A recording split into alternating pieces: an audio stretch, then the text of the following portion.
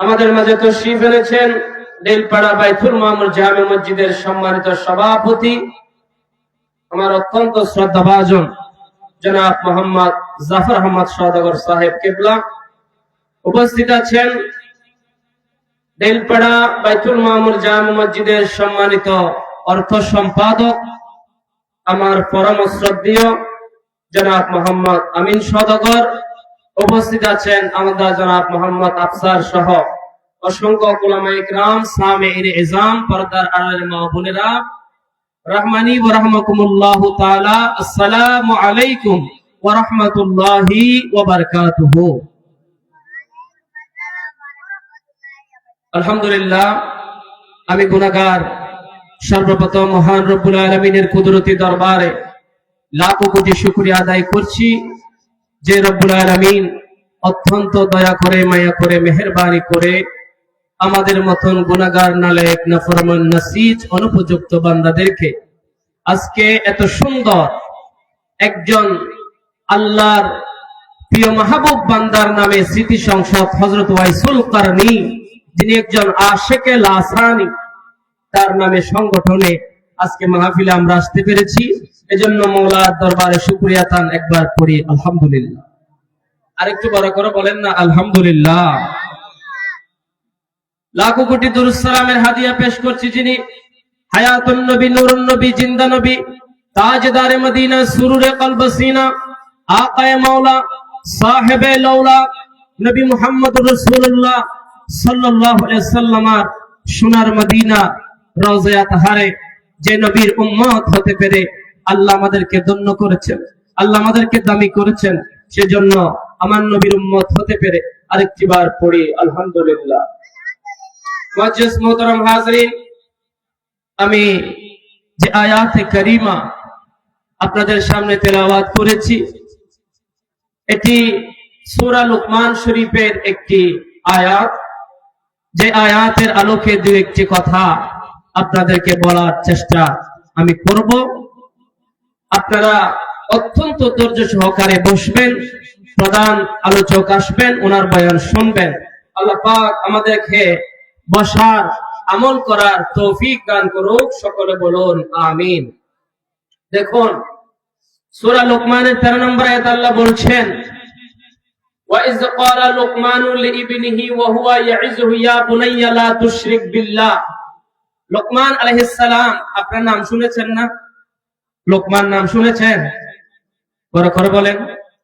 পবিত্র কোরআনের মধ্যে কয়টা সূরা জানেন? 114টা। 114টা বলেন না। কোরআনে সূরা কয়টা আছে? 114টা। তার মধ্যে একটি সূরার নাম হলো সূরা লুকমান। সূরা লুকমান বলেন না, সূরা লুকমান। আল্লাহ পাক লুকমান আলাইহিস সালামকে এত মহব্বত করেছেন। লুকমান আলাইহিস সালাম ইনি নবী ছিলেন না। ইনি কি ছিলেন না? ইনি আবার নবী নয়। দেখেন, ইনি একজন আবেদ, আল্লাহওয়ালা, পরহেজগার, মুত্তাকি, দিনদার, ইবাদত গুজার, একজন আল্লাহকে রাজি করনে ওয়ালা একজন লোক। তার নাম হলো হযরত লুকমান রাদিয়াল্লাহু তাআলা। বড় করে বলুন সুবহানাল্লাহ। লুকমান আলাইহিস সালাম ইনি নবী নয়, ইনি সাধারণ আল্লাহর মানুষও নয়, ওলি। ইনি কি? ওলি। তিনি সন্তানকে উপদেশ দিচ্ছেন, ইয়া বুনাইয়া লা তুশরিক বিল্লাহ, হে আমার সন্তান, তুমি কখনো আল্লাহর সাথে শিরিক করিও না।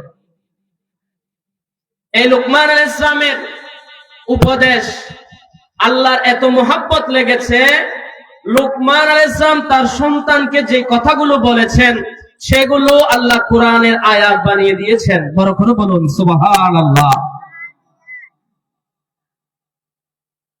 লুকমান আলাইহিস সালাম উনি নবী নয়, উনি সাধারণ মানুষও নয়, উনি একজন আল্লাহর নেককার, পরহেজগার, আল্লাহর ওলি, আল্লাহর মাহবুব, প্রিয় বান্দা। আল্লাহ তাকে এত ভালোবাসেন, এত মহব্বত করেন, তার কথা, কাজ, কর্ম এত ভালো লেগেছে। আল্লাহ পবিত্র কোরআনের মধ্যে লোকমান আলাইহিস সালামের কথাগুলোকে নকল করেছেন। বড় করে বলুন সুবহানাল্লাহ। লোকমান আলাইহিস সালাম সুন্দর ছিলেন না? কে ছিলেন না? সুন্দর নয়, সবচেয়ে কালো মানুষ ছিলেন তার যুগের মধ্যে। লোকমান, যার নাম আমি বলছি কোরআনের মধ্যে, যার সূরা এসেছে, যার নামে সূরা এসেছে, উনি সুন্দর সাদা ফর্সা মানুষ নয়, উনি ছিলেন কালো বর্ণের। হযরত বেলাল যেমন কালো ছিল, লোকমান আলাইহিস সালামও কালো ছিল। বড় করে বলুন সুবহানাল্লাহ। লোকমান আলাইহিস সালাম কালো ছিল, সেজন্য কালো মানুষ নবী হতে পারে না। কালো মানুষ কি হতে পারে না? নবী হতে পারে না। যারা 1,24,000 আম্বিয়া ইকরাম যারা নবী হয়েছেন, আল্লাহ যাদেরকে নবী বানিয়ে পাঠিয়েছেন, এদের এক একজনের চেহারা দেখলে আসমানের চাঁদ সূর্য পর্যন্ত লুকিয়ে যাইত, এত সুন্দর চেহারা ছিল। বড় করে বলুন সুবহানাল্লাহ। এত সুন্দর চেহারা নবীদের ছিল। কেমন চেহারা ছিল? যারা জান্নাতের মধ্যে যাবে, কিতাবের মধ্যে এসেছে, যারা জান্নাতের মধ্যে যাবে তাদের চেহারা হবে হযরতে ইউসুফ আলাইহিস সালামের মতো সুন্দর। সুবহানাল্লাহ। ইউসুফ আলাইহিস সালামের মতো সুন্দর করে আপনাদেরকে কোথায় পাঠানো হবে? জান্নাতে।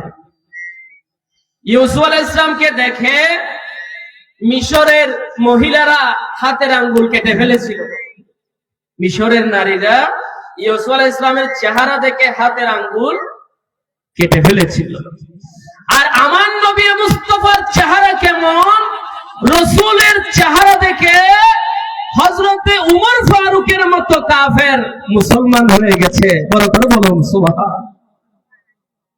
কাফেরের অন্তর নরম হয়ে গেছে আমার মুস্তাফার চেহারা দেখে। আমার নবী কেমন চেহারা ছিলেন? কোরআনের মধ্যে বলছেন আমার নবী ছিলেন ওয়াদুহা, আমার নবী ছিলেন দোহার মতো সুন্দর। ওয়াল্লাইলি ইজা সাজা, আমার নবীর জুলফি মুবারক ছিল রাতের কালো অন্ধকারের চেয়ে আরো বেশি সুন্দর। বড় করে বলুন সুবহানাল্লাহ। নবী কেমন সুন্দর ছিল? নবীর সৌন্দর্য বর্ণনা করতে গিয়ে কোরআনের বিভিন্ন আয়াতে কারিমা এসেছে, কিন্তু আলা হযরত মুজাদ্দিদ দ্বীন মিল্লাত ফরওয়ানায়ে শামের সালাত ইমামে ইশকে মোহাব্বত ইমাম আহমদ রাজা খাঁ ফাজলে বেরলভী, তিনি বড় সুন্দর করে আমার নবী মুস্তাফার চেহারার কথা বলতেছেন। কেমন করে? ও কামালে হুসনে হুজুর হ্যায় के गुमाने नक़्शे जहां नहीं, वो कमाले हुस्ने हुजूर है। বলুন না সুবহানাল্লাহ। আমার নবীর চেহারা এমন, নবীর চেহারার সাথে পৃথিবীর কোনো কিছুর তুলনা নাই। বলেন না, নবীর চেহারার সাথে কোনো তুলনা নাই। আমার নবী যেমন বেমিসাল, আমার নবীর চেহারা বেমিসাল, আমার নবীর উদাহরণ এটা পৃথিবীর কারো সাথে যায় না। নবী মুস্তাফা, ওনার উদাহরণ দেওয়ার মতো আল্লাহ পৃথিবীতে কিছু সৃষ্টি করেন নাই। বড় করে বলুন সুবহানাল্লাহ। আমার নবীর কোনো তুলনা নাই। আল্লাহ হযরত বলতেছেন লামিয়াতি নযীরু কাফি নজরিন মিসলে তুন শুদ पैदा जाना, जगराज को ताज तोरे सरसो है, तुझे को शह दूसरा जाना। अल बहर वाला वल मौज तगा मन पे कस तूफा होश रूपा, मन बेबस तूफा होश रूपा, मझदारे में हो बिगड़ी है हवा, मोरी नैया पार लगा जाना, मोरी नैया पार लगा जाना। सारा दुनिया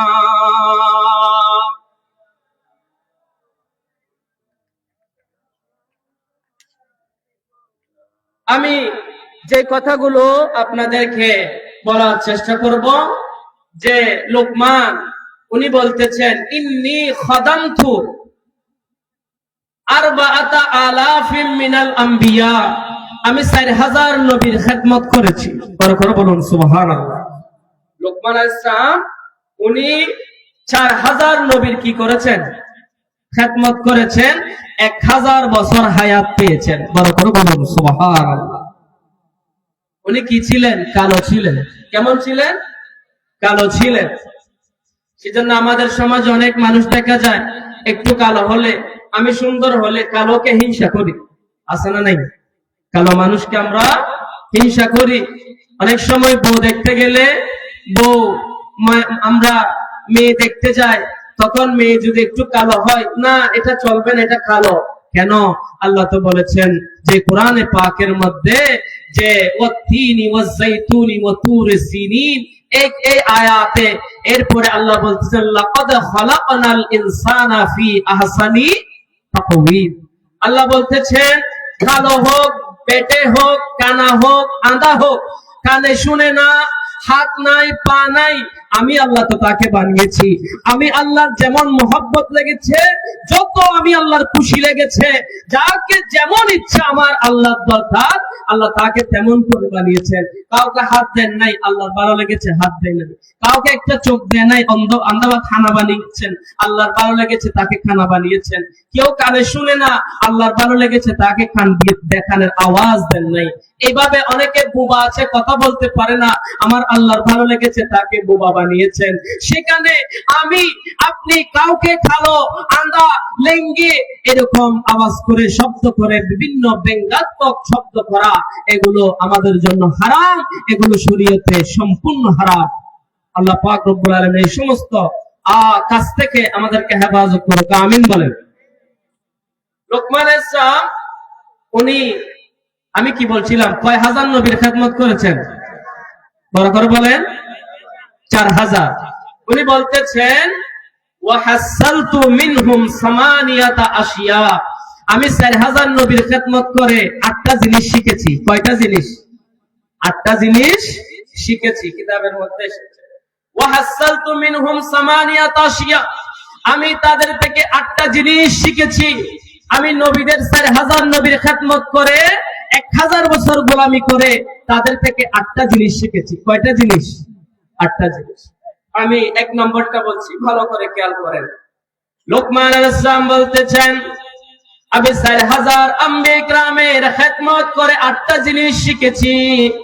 তার মধ্যে 1 নাম্বার যে জিনিসটা শিখেছি, সেই নাম্বারটা হলো, সেই জিনিসটা হলো ওয়া ইযা কুনতা ফিস সালাত ফাহফাজ কলবাকা, বান্দা তুমি যখন নামাজের মধ্যে দাঁড়াইবা, তোমার এই কলবকে দুনিয়াবি চিন্তা ভাবনা থেকে হেফাজত করবা। বড় করে বলুন সুবহানাল্লাহ। ইযা কুনতা ফিস সালাত, তুমি যখন নামাজের মধ্যে থাকবে, তোমার যদি দোকান থাকে, অনেক সময় আমরা নামাজে বসে আমাদের দোকানের হিসাব করি না? আমাদের ব্যবসার হিসাব করি। আমি আজকে কি কি কাজ করেছি, শয়তান আমাকে নামাজের মধ্যে সবগুলো মনে করাইয়া দেয় না? শয়তান সবচেয়ে মানুষকে আক্রমণ করে কখন জানেন? যখন সে নামাজের মধ্যে দাঁড়ায়। যখন সে নামাজের মধ্যে দাঁড়ায়। এখন আপনি চিন্তা করতেছেন, হুজুর আমি তো নামাজও পড়ি না, নামাজও, আমাকে কি শয়তানে ওয়াসওয়াসা দেবে? এই চিন্তা অনেকে করতেছে। এই চিন্তা ভাবনা বাদ দেন। আজকে থেকে হযরত ওয়াইসুল করণী স্মৃতি সংসদের মাহফিল থেকে ওয়াদা করেন, আজকে থেকে হুজুর আমি ওয়াদা করছি আগামীকাল ফজরের নামাজের পর থেকে, নামাজ থেকে শুরু করে আমি 5 ওয়াক্ত নামাজ পড়ব। এই চিন্তা ভাবনা নিয়ে আজকের মাহফিল থেকে বাড়ির মধ্যে যান। কারণ আগামীকালের সূর্য আপনি দেখবেন কিনা, আগামীকাল ফজরের নামাজ আপনি পড়তে পারবেন কিনা, নাকি ঘুমের মধ্যে আজরাইল প্রাণ পাখিটা কেড়ে নিয়ে যায়, এই গ্যারান্টি নেই। এই গ্যারান্টি আছে? কেউ বলতে পারবেন আমি এশারের নামাজের পরে ঘুমাবো, ফজরের নামাজের পরে উঠবো? এরকম একজন মানুষ এখানে গ্যারান্টি দিয়ে বলতে পারবেন? কেউ পারবেন না। সবাইকে চলে যেতে হবে। সেজন্য লোকমান আলাইহিস সালাম যে 8টা জিনিস শিখেছেন তার মধ্যে 1 নাম্বার, ওয়া ইযা কুনতা ফিস সালাত ফাহফাজ কলবাকা। বান্দা তুমি যখন নামাজের মধ্যে দাঁড়াইবা, মা বাবার চিন্তাবাদ, ভাই বোনের চিন্তাবাদ, ছেলে মেয়েদের চিন্তাবাদ, পরিবার পরিজনের চিন্তাবাদ, ব্যবসা বাণিজ্য, ধন দৌলত, টাকা পয়সা, জায়গা সম্পত্তির হিসাব করা থেকে বাদ দিয়ে দেন। বা আহফাজ কলবাকা, বান্দা তুমি কলবকে নামাজের প্রতি ধাবিত করো। কারণ তুমি যখন নামাজের মধ্যে তাকাও, নামাজের মধ্যে তোমার মনটা যখন লাগায়া দিবা বান্দা, তুমি মনে করছো আল্লাহ আমাকে দেখছে না, তুমি মনে করছো আমিও আল্লাহকে দেখছি না, তখন আমার নবী বলছেন ফাইল্লাম তারাহু, যদি তুমি আল্লাহকে না দেখো ফাইন্নাহু ইয়ারাকা, আমার আল্লাহ কিন্তু তোমাকে দেখতেছে। বড় করে বলুন সুবহান।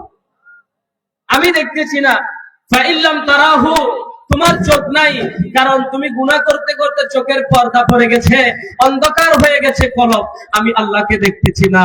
আর আমার নবী বলতেছেন ফাইন্নাহু ইয়ারাকা, আমার আল্লাহ তোমাকে দেখতেছেন। তুমি নামাজে দাঁড়িয়েছো, তোমার সমস্ত দুনিয়াবি চিন্তা ভাবনা বাদ দিয়ে সিজদা যখন করবা, ইন্নাস সাজিদা ইয়াসজুদু আলা কদমাইর রাহমান, কেউ যখন সিজদা করে তখন মসজিদের টাইলসে হয় না, মসজিদের ইটে পাথরে হয় না, যখন সিজদা হয় আমার নবী বলতেছেন ইন্নাস সাজিদা ইয়াসজুদু আলা কদমাইর রাহমান, বান্দা যখন কপাল লাগিয়ে সিজদা করে তখন সেই সিজদা আমার খোদার লামকানের খোদার কুদরতি কদম মোবারকে সিজদা হয়ে যায়। বড় করে বলুন সুবহানাল্লাহ।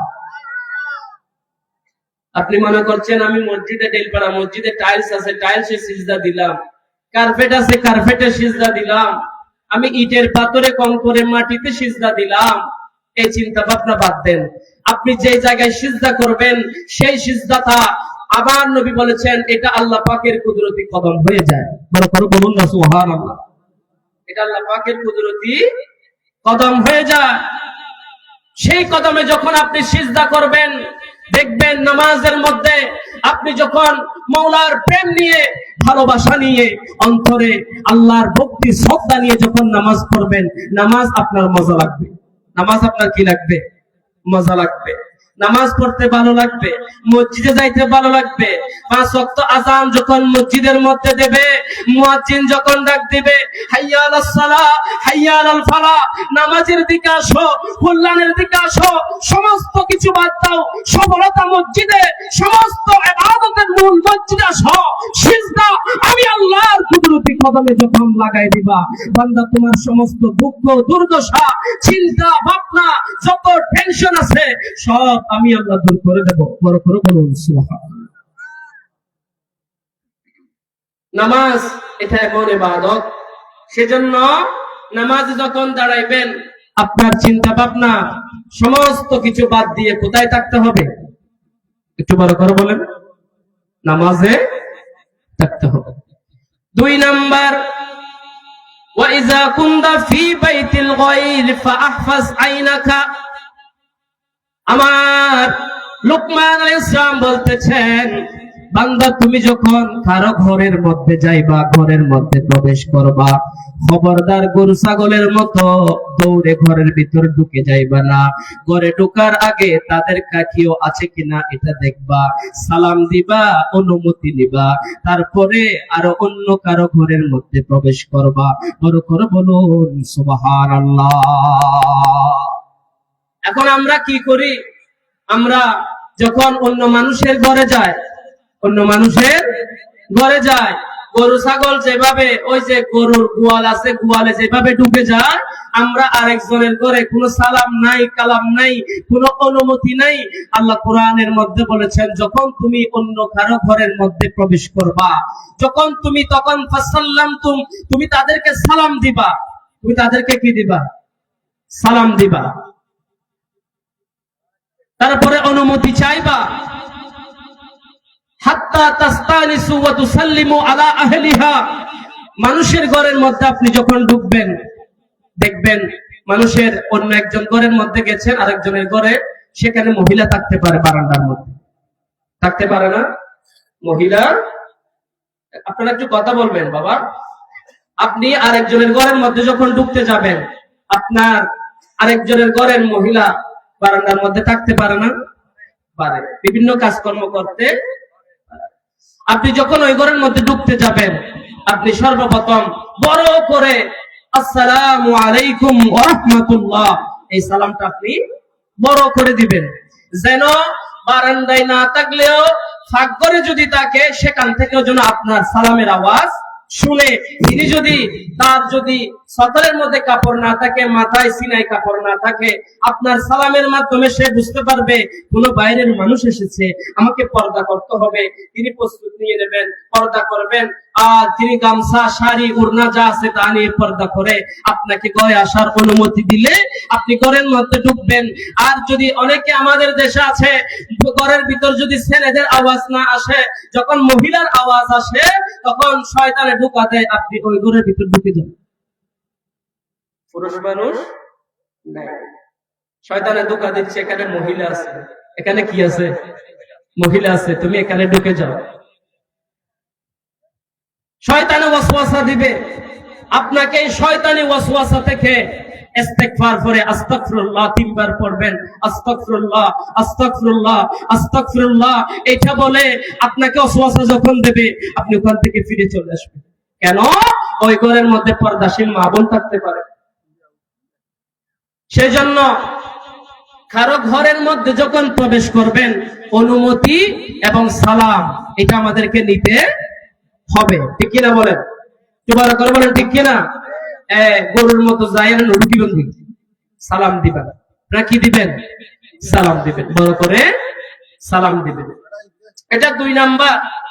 লোকমান আলাইহিস সালাম যে 8টা জিনিস শিখেছেন, তার মধ্যে 3 নাম্বার হলো ওয়া ইযা কুনতা ফিত তুআম, যখন তুমি কানাফিনার মধ্যে থাকবে, ফাআখফাজ খলাকাকা, বান্দা তুমি তখন তোমার সামনে বিভিন্ন ধরনের আইটেম, 10-20 রকমের খানা পিনা আনা হলো, তোমাকে মেহমানদারির জন্য দেওয়া হলো। তুমি পাগল ছাগলের মতো সব জায়গা থেকে, সব প্লেট থেকে, সব বাটি থেকে এইভাবে একজন উচ্ছৃঙ্খল পাগলের মতো খাবার নেওয়া থেকে একটু দূরে থাকবে। তুমি কম খাবার চেষ্টা করবে, কারণ যত কম খাবেন তত গুণ কম আসবে, ইবাদত করতে বড় মন চাইবে। বড় করে বলুন সুবহানাল্লাহ। তাহলে আপনার সামনে যদি খানাপিনা দেওয়া হয়, আপনি সেখানে গরু ছাগলের মতো এমনি খাবার সেখান থেকে খানা শুরু করতে পারবেন না। বিসমিল্লাহ বলে এক পাশ থেকে বিসমিল্লাহ বলে খানা শুরু করতে হবে। এরপরে 4 নাম্বার, ওয়াইজা কুনতা বাইনান নাস ফাহফাজ লিসানাকা, তুমি যখন 100 জন, 30 জন, 40 জন, 50 জন, 1000, 2000, 10,000 মানুষের মধ্যে যখন তুমি থাকবে, তুমি সেখানে নিজেকে জাহের করার জন্য আমি বেশি পণ্ডিত, আমি বেশি কথা জানি, আমার উপরে তোমরা কথা জানো না, এই কথা ভেবে ভেবে নিজেকে সালাক ভেবে, পণ্ডিত ভেবে সেখানে কথা বলা শুরু করবে না। দেখবে জ্ঞানী গুণী মানুষ যদি সেখানে থাকে, তাদের কথা তুমি শুনবে। বড় করে বলুন সুবহানাল্লাহ। 10-20 জন, 100 জন, 50 জন, 60 জন, 1000, 2000, 3000 মানুষ এসেছে, সেখানে বিভিন্ন জ্ঞানী গুণী মানুষও আছে। আপনি দেখবেন তাদেরকে কথা বলার সুযোগ দেবেন। আপনি সেখানে কাবিলতি করে আপনি কথা বলার, আরেকজনের উপরে কথা বলার চেষ্টা করবেন না। এটা হচ্ছে আদব। এটা কি আদব? আপনি 100 জন, 30 জন, 50, 60 জন, 100 জন মানুষের সামনে কথা বলতে যাবেন, আপনার দেখবেন হয়তো ভুল হয়ে যেতে পারে, সম্ভাবনা নাই, মিস্টেক হয়ে যেতে পারে। আপনি কথার মাধ্যমে মানুষের সামনে লজ্জিত হতে পারেন, সেজন্য কম কথা বলবেন। কি বলবেন? তিনটা জিনিস যারা করবে তারা সফল হবে। কিল্লাতুত তাআম, কম খাবার খাবেন। কিল্লাতুন নওম, কম ঘুমাবেন। কিল্লাতুল কালাম, কম কথা বলবেন। কয়টা জিনিস বলছি বলেন? কম ঘুমাবেন, কম খাবার খাবেন, কম কথা বলবেন। দেখবেন আপনি মানুষের বিভিন্ন আক্রমণ বিপদ থেকে রক্ষা পাবেন। আল্লাহ কবুল করুক, আমিন বলেন না?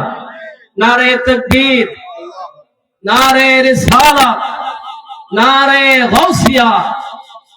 হযরত আল্লামা জনাব মাওলানা কাজী মুহাম্মদ হোসেন আল কাদরি সাহেব, আহলে সুন্নাত ওয়াল জামাত সভাপতি মহোদয়ের আগমন। আহলে সুন্নাত ওয়াল জামাত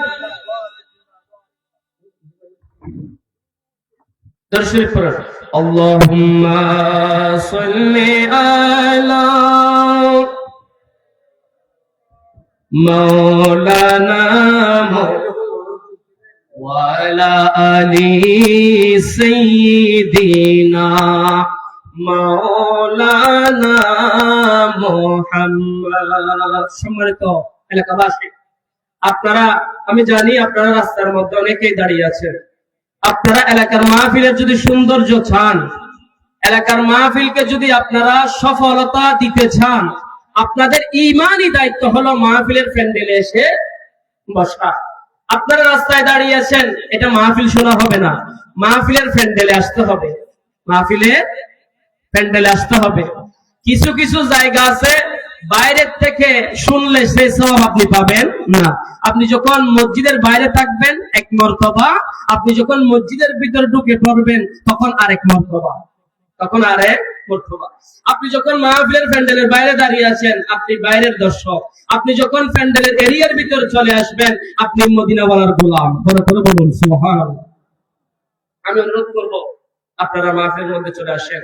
হুজুর, আজকের মাহফিলের সম্মানিত সভাপতি, একজন এরকম বড় মাহফিলের যোগ্য যেমন সভাপতি দরকার, আজকের মাহফিলে তেমন সভাপতি হয়েছে, আলহামদুলিল্লাহ বলেন, ঠিক না?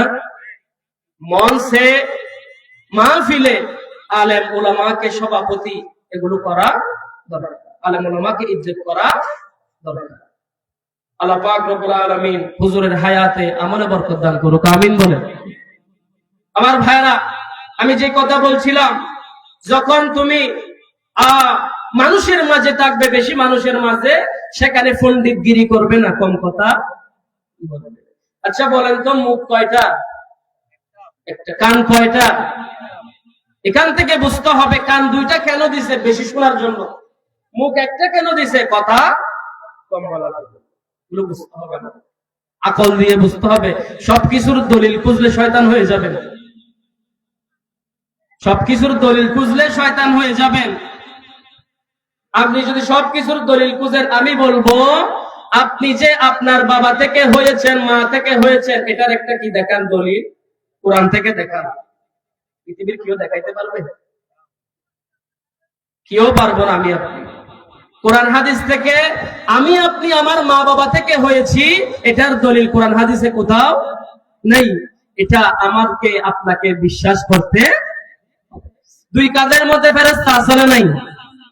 আপনারা দেখেছেন কোনদিন?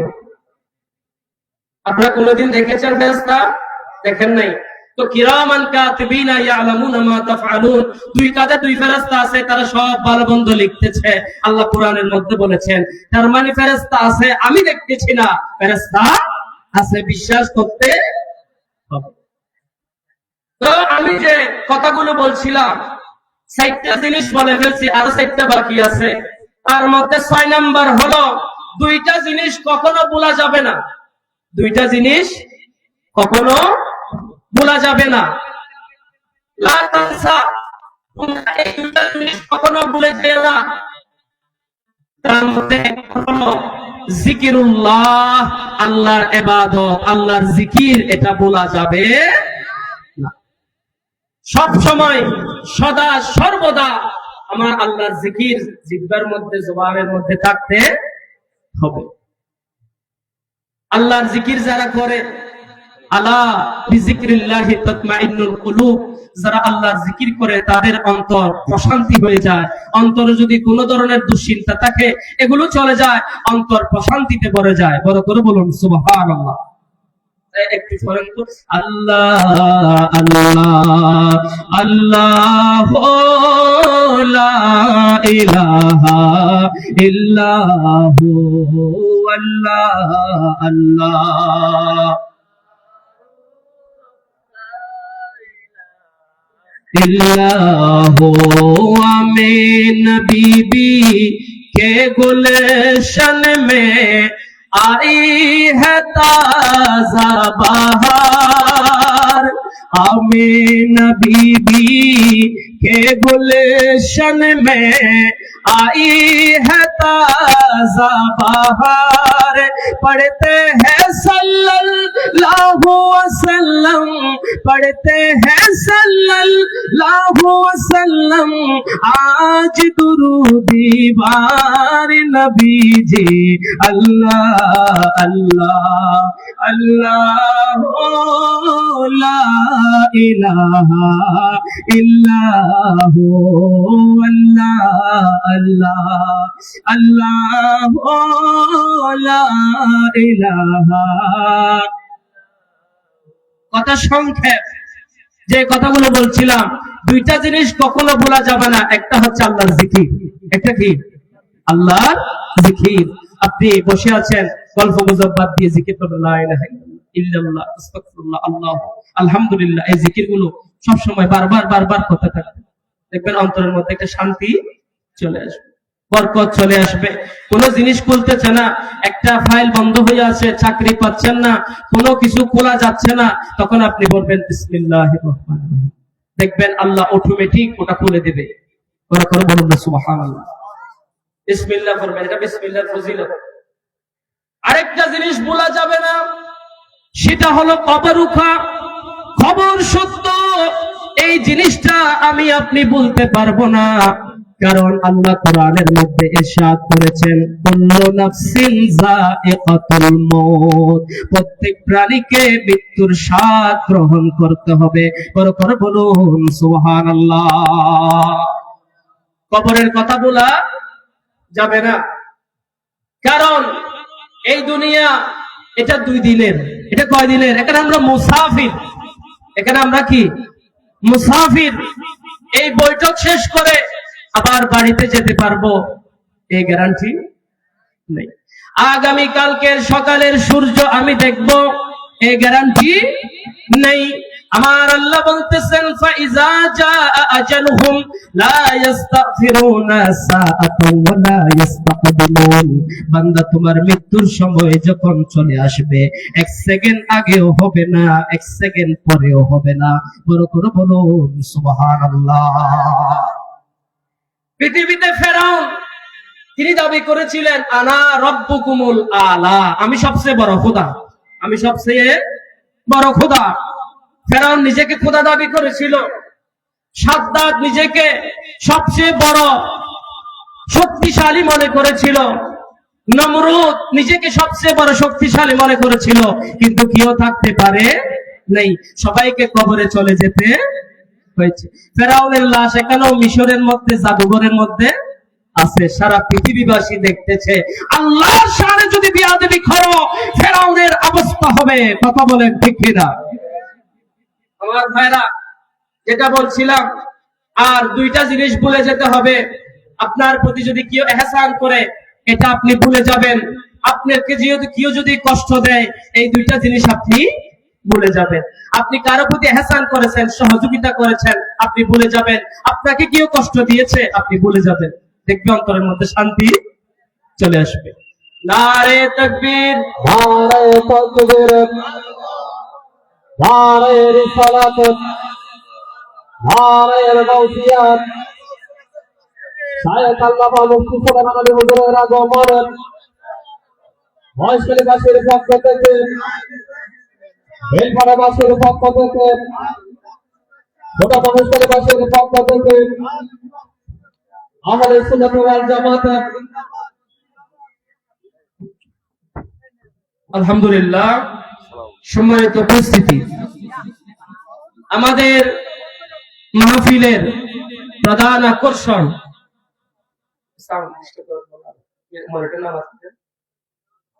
আমাদের মাহফিলের সম্মানিত প্রধান আকর্ষণ, প্রধান বক্তা, প্রধান ওয়াইজিন, বাংলার সারা জাগানো বক্তা, মুজাহিদে মিল্লাত আহলে সুন্নাত ওয়াল জামাতের বলিষ্ঠ কণ্ঠস্বর, মাসলকে আলা হযরতের একজন সঠিক পাবন, ইমাম গাজী শেরে বাংলার যোগ্য উত্তরসূরি, আমার শাহিনশাহ সিগুটের গোলাম হযরত আল্লামা জনাব মাওলানা আলহাজ সুলাইমান আলী রাজভী আল কাদরি মাদ্দাজিল্লাহুল আলী আমাদের মাঝে তশরিফ এনেছেন।